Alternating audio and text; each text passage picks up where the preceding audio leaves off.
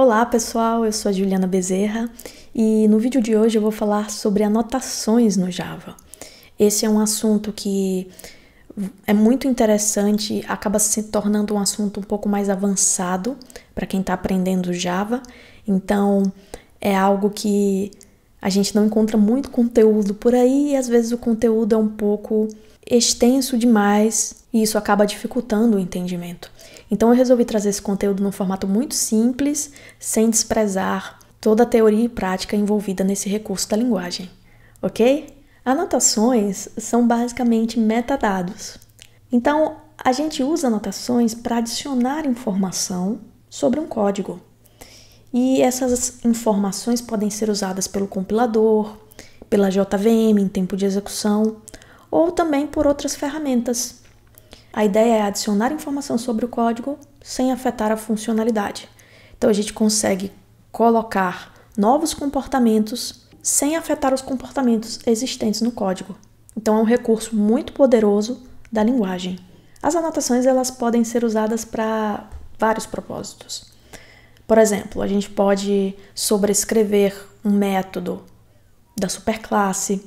A gente pode marcar métodos como depreciados, ou seja, aqueles métodos que no futuro não serão mais suportados e por isso a gente já está avisando ao desenvolvedor. Olha, você até pode usar esse método, mas cuidado, a gente vai removê-lo ou a gente vai modificá-lo, vai ser um novo método agora que vai ser chamado. Então, o deprecated é uma anotação muito útil. A gente também pode usar anotações para configurar injeção de dependências, o Spring faz muito isso.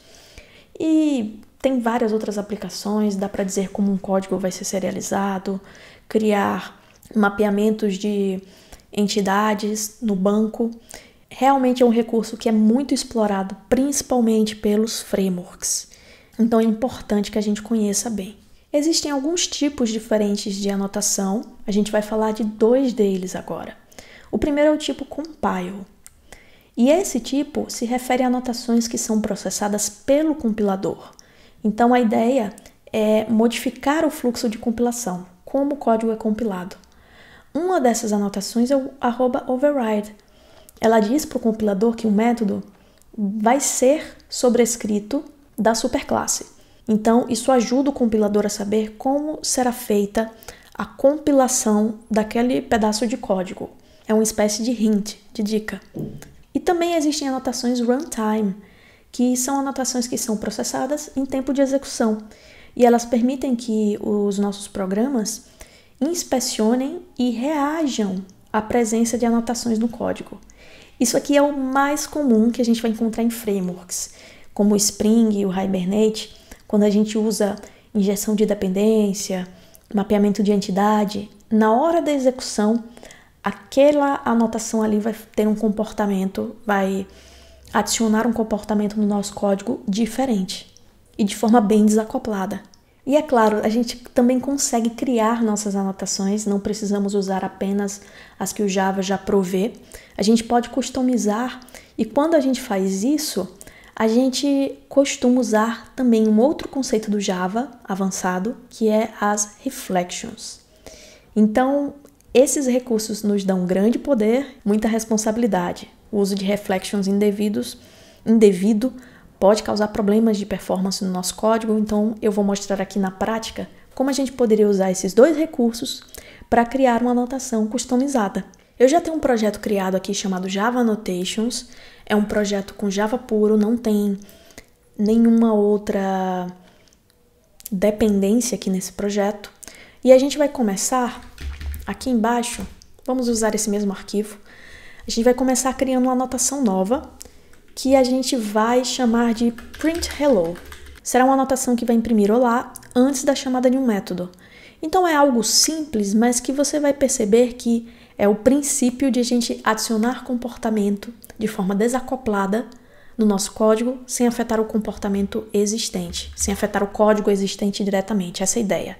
Então, para a gente criar uma anotação chamada print hello, a gente tem que usar o @interface. Essa é a sintaxe. Essa anotação em particular não vai ter corpo, mas a gente vai colocar aqui uma anotação chamada retention. Para criar anotação, a gente usa anotação, olha só. para dizer o tipo de anotação. Lembra que eu falei runtime, compile? Então aqui a gente vai ter uma anotação de runtime. É aquela anotação que vai poder ser inspecionada durante a execução, para adicionar comportamento. E tem uma outra anotação que a gente coloca aqui para dizer onde esse tipo de anotação pode ser utilizado. Então essa anotação eu só quero que seja utilizada em métodos. Então eu uso o element type method. Anotações elas podem ser usadas em classes, em atributos, em métodos. Então a ideia é que a gente com @target consiga definir isso. E aí quando a gente for usar essa anotação, a gente já tem até uma dica de erro de compilação caso a gente tente usá-la em um lugar que ela não é permitida. Depois que a gente cria a anotação, aí a gente pode criar uma classe aqui qualquer com método que imprime aqui uma lógica, ok? E a gente vai colocar a anotação aqui, ó, print hello. Hoje, se a gente executar a nossa aplicação aqui instanciando o myClass e chamando o myMethod, o que vai acontecer nesse momento é simplesmente imprimir a lógica do método. A gente não colocou nenhuma informação sobre como essa anotação deve ser processada, tá certo? Ela não tem efeito aqui no código. Então a gente precisa agora criar um processador de anotações que vai inspecionar nosso código e saber se a mensagem hello deve ser impressa ou não. E isso a gente vai fazer com o uso de reflections. É aqui que entra reflections na jogada. Para processar essas anotações runtime, a gente precisa inspecionar o código e a gente inspeciona o código com o uso de reflections. Então o que a gente vai fazer aqui? A gente vai criar uma classe processor. Aí a gente vai criar um método público process que recebe um objeto obj, ok? Esse método, o que ele vai fazer? Ele vai pegar a classe do objeto que eu estou processando e todos os seus métodos declarados. Então aqui eu já estou usando reflections, eu estou pegando todos os métodos declarados nessa classe desse objeto que está sendo processado. E aí isso aqui vai me devolver uma lista de métodos. Se a gente passar o mouse aqui, a gente vai ver que temos uma lista do tipo method. E aí a gente pode chegar aqui e iterar sobre todos os métodos, ok? Vou até importar aqui o method. Veja que ele é importado do Reflect, Java Lang Reflect. Isso aqui é que a gente chama de Reflections, API de Reflections. E aí a gente pode verificar, olha só, várias coisas sobre o método. Inclusive se tem uma anotação presente nele.